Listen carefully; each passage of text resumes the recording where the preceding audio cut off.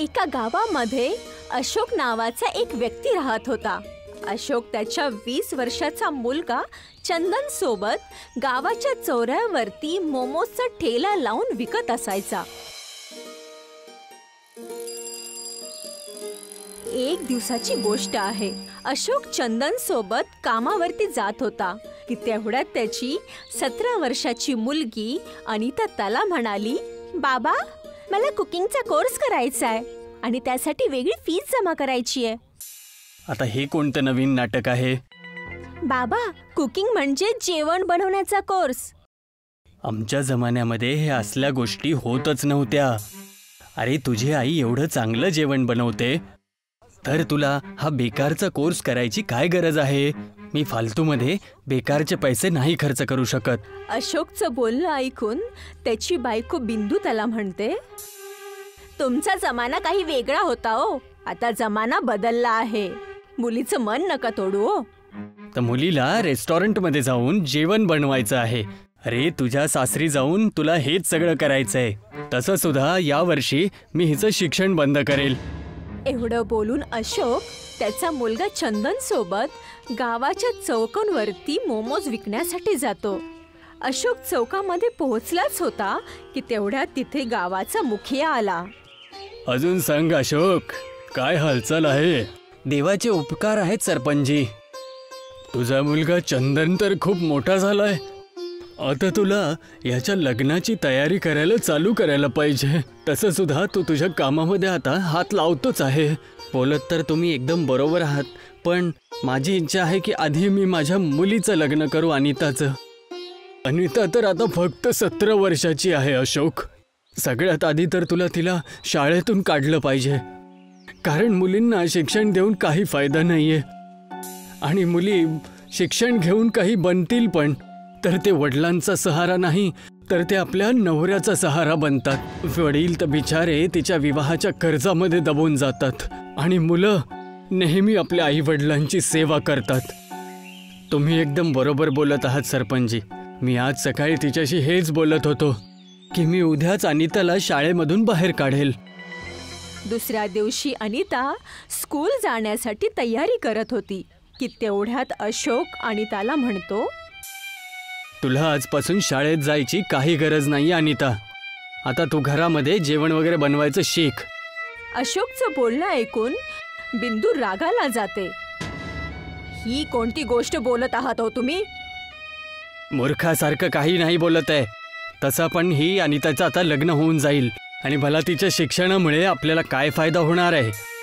तुम्ही प्रत्येक वेळी अनितापेक्षा चंदन सोबत जास्त प्रेम केलंय. तुम्ही चंदनच्या प्रेमामध्ये एवढे बुडालात की तुम्हाला चंदनची बुराईच वाटत नाहीये. कधी विचारलंय तुम्ही की आधी रात्रीमध्ये तो घरी काय येतो? तो जातोच कुठे शेवटी? काय करतो तो? चंदन मुलगा आहे बिंदू, आणि मुलं संध्याकाळनंतर घरात नाही बसत, तर ते आपल्या मित्रांसोबत बसतात. महिन्यामध्ये फक्त 10 दिवसच तुमच्या सोबत येतो आणि बाकीचे 20 दिवस फक्त आवारीगिरी करत असतो. पढाई लिखाई कधी चंदनच्या दिमागमध्ये गेलीये का? त्याच्या बायकोचं बोलणं ऐकून अशोक पैर पटकत चंदन सोबत गावाच्या चौऱ्यावरती ठेला घेऊन जातो आणि रागामध्ये चंदनला म्हणतो, मला माहिती आहे तुझी आई खूप जिद्दी आहे. ती अनिताचं शिक्षण कोणत्याच परिस्थितीत नाही बंद करू देणार. मला समजतच नाही बाबा की शेवटी आईला माझ्यासोबत काय दुश्मनी आहे की ती नेहमी माझ्याबद्दल तुम्हाला भडकवतच असते. मन छोटं नको करूस. तिला माहिती नाहीये ना की आपला पुत्रच आपल्या माता पिताची सेवा करतो आणि मुली तर शेवटी परक्याच होऊन जातात. वेळ अशीच निघत चालली होती. एक दिवस अशोक चौऱ्यावरती ठेला घेऊन जातच होता की तेवढ्यात गावाचा पंकज नावाचा दबंग व्यक्ती अशोक जवळ येतो आणि म्हणतो, तुला सरपंच साहेबांनी बोलवलं आहे अशोक. सरपंच साहेबांना माझी काय गरज पडली आहे ते तू त्यांना जाऊन विचार. अशोक लगेचच जमीनदाराच्या हवेलीवरती पोहोचला. जमीनदार अशोककडे बघतो आणि म्हणतो, तुझा मुलगा खोटं बोलून मागच्या 2 वर्षापासून माझ्याकडून पैसे घेऊन जातोय. आतापर्यंत तो पूर्ण 10 लाख रुपये माझ्याकडनं घेऊन गेलाय. कोणत्या प्रकारचं खोटं बोलून? हेच की तुला कॅन्सर झालाय आणि तो तुझा इलाज करत आहे. पण मला कालच पत्ता लागला तो सगळे पैसे जुगारामध्ये उडवतो आणि जेव्हा मी माझे पैसे मागितले तर तो गाव सोडूनच पळून गेला. आता त्याची भरपाई तू पूर्ण करशील. जमीनदार साहेब, माझा मुलगा असं नाही करू शकत. मी आत्तापर्यंत पूर्ण 10 लाख रुपये दिलेत, ते पण पूर्ण कागदोपत्री. मी तुला 10 दिवसांची मोहलत देतोय. माझे 10 लाख रुपये जर मला वापस नाही दिले तर मी तुला तुझ्या घरातून धक्के देऊन बाहेर काढेल. अशोक चेहरा पाडून तो त्याच्या घरी येतो आणि सगळी गोष्ट रडत रडत त्याच्या बायकोला सांगतो. मला समजतच नाहीये बिंदू, मी काय करू आता? मी तर रस्त्यावर आलोय आता. आता मला समजलं की चंदन रात्री बॅग घेऊन कुठे चालला होता. तो पळून जात होता. चूक माझीच आहे बिंदू, तू बरोबर बोलली होतीस. मुलाच्या मोहामध्ये मी अंधळा झालो होतो. तेवढ्यात अनिता ती वडिलांना बोलते, बाबा तुम्ही हिम्मत नका हारू. चंदन भैया जर तुमच्या साथ सोडून जातील तर काय झालं, मी आहे ना तुमच्या सोबत. पण मुली, तू करू तरी काय शकतेस? बाबा, मानी हळूच मला कुकिंग कोर्ससाठी पैसे दिले आहेत. मी एक नवीन प्रॅक्टिकल करून नवीन डिश बनवली आहे. मोमोज आता जुनं झालेलं आहे. मी उद्या बाजारामध्ये मी तुमच्या सोबत पानवाला डोसा विकेल. फक्त तुम्ही बाजारातून पान विकत घेऊन द्या. पण बाळा, जमीनदारने फक्त 10 दिवसांचा वेळ दिलाय. काळजी कशाला करता तुम्ही? जर झालं तर बिटेनी बनवलेला पान डोसा जादू साबित होईल.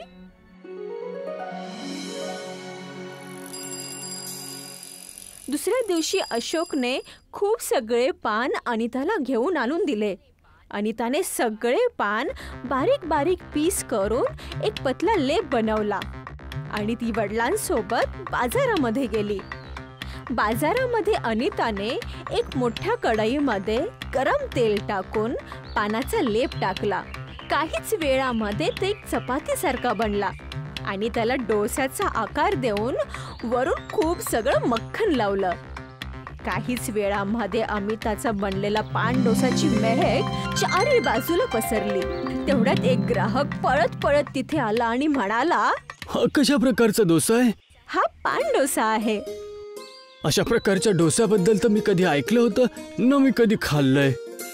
एकदा जर तुम्ही ह्याला खाऊन बघितलं ना तर याचा आस्वाद तुम्ही आयुष्यभर नाही विसरणार. एक डोसा कितीचा आहे?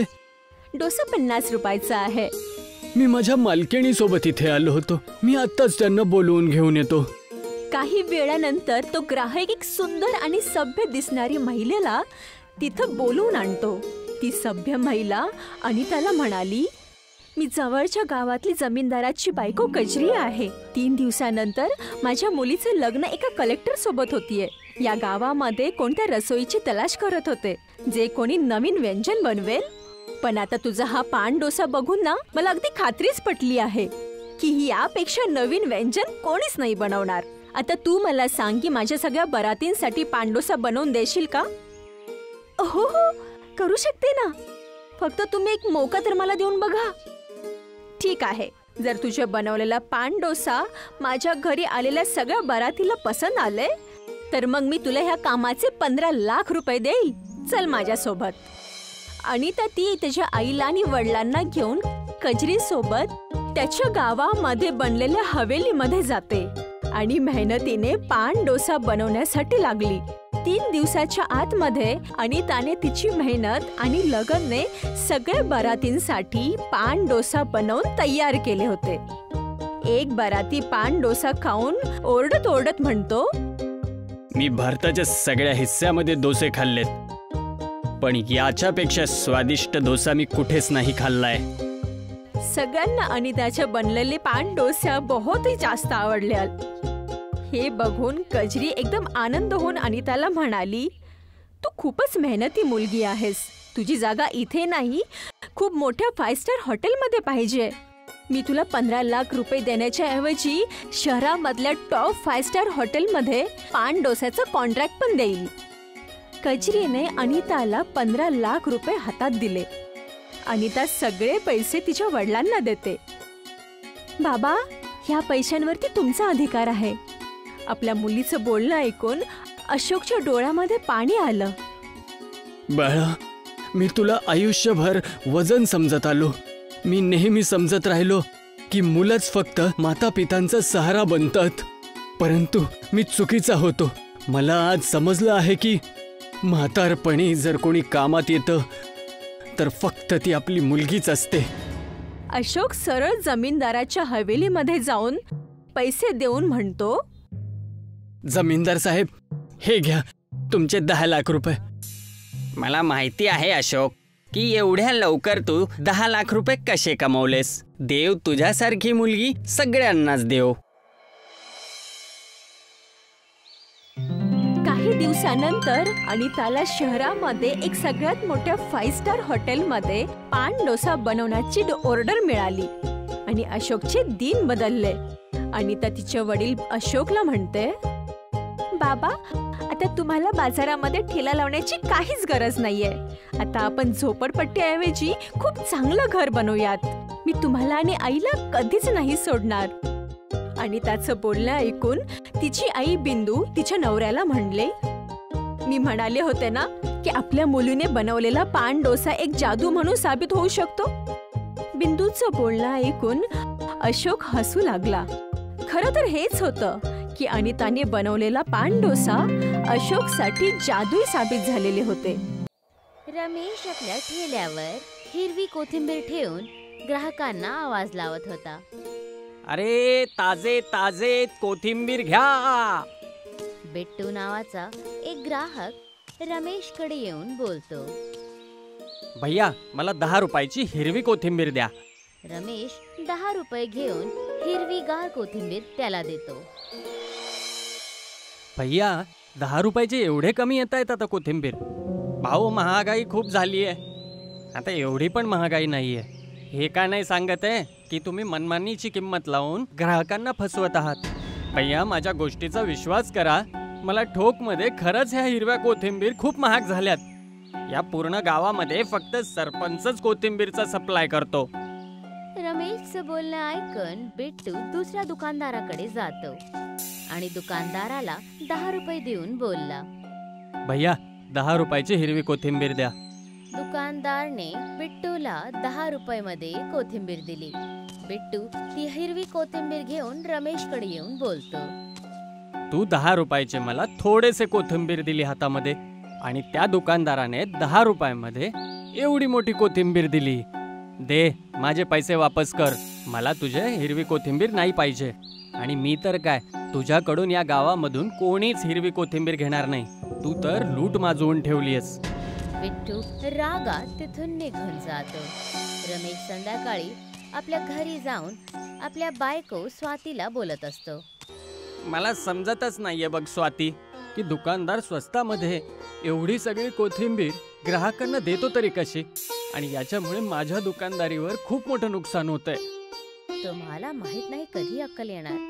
अहो, तुम्ही हे का नाही समजत की तो जमीनदार तुम्हाला महागाची कोथिंबीर विकतो आणि त्या मोठ्या दुकानदारांना स्वस्तामध्ये कोथिंबीर देतो.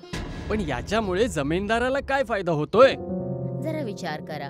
काही वेळ पहिला आमच्या गावामध्ये हिरव्या कोथिंबीरीने भरलेले किती ठेले होते, पण त्यानंतर हळूहळू करून ते सगळे ठेले संपवून गेले.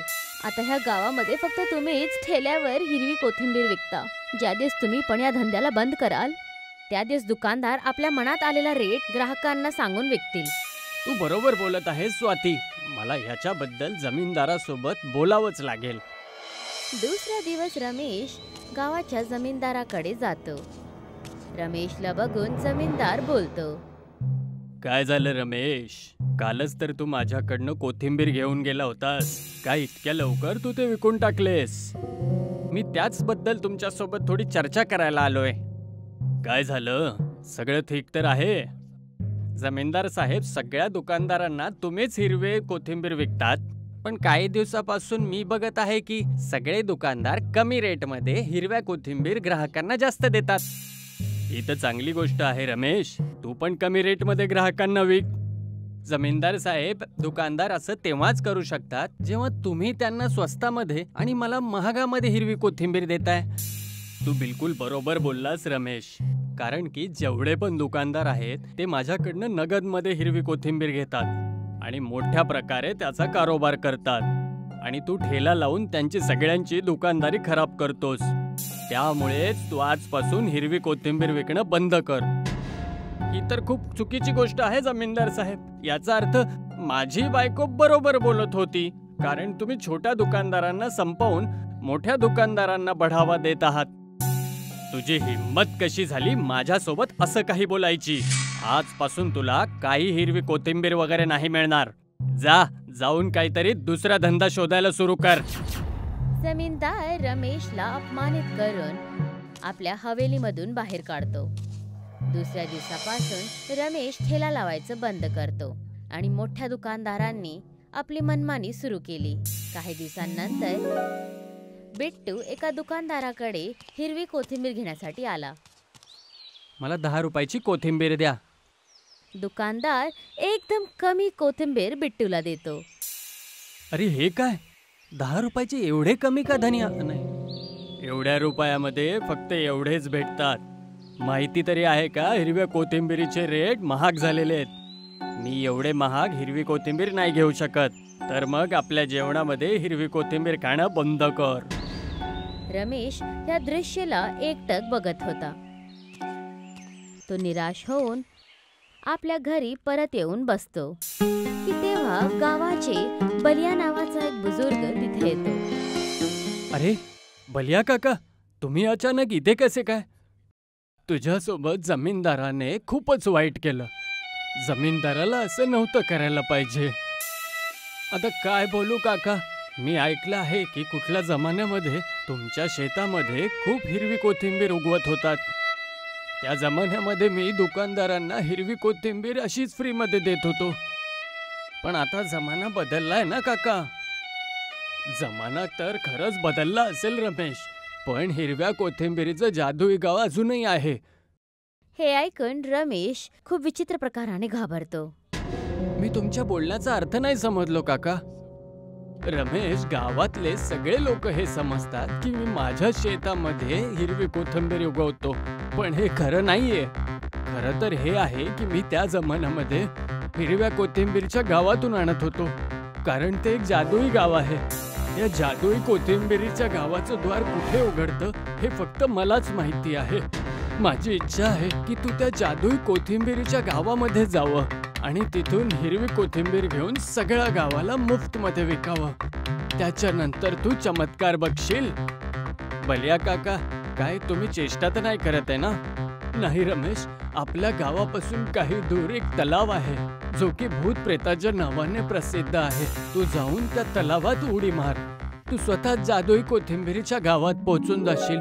आणि हो, ह्या रहस्याला स्वतःपर्यंत सीमित ठेव. एवढं बोलून बलिया काका तिथून निघून जातात. मी बलिया काकांना जेवढं ओळखते ते कधीच खोटं बोलत नाहीत. तुला एकदा असं करायला हवं. मला असं वाटतंय की त्या जमीनदाराची दुकानदारी या गावामध्ये जडपासूनच संपायला हवी. रमेश बलिया काकाच्या सांगलेल्या जाग्याटी पोचतो आणि त्या तलावाला एकटक बघायला लागला.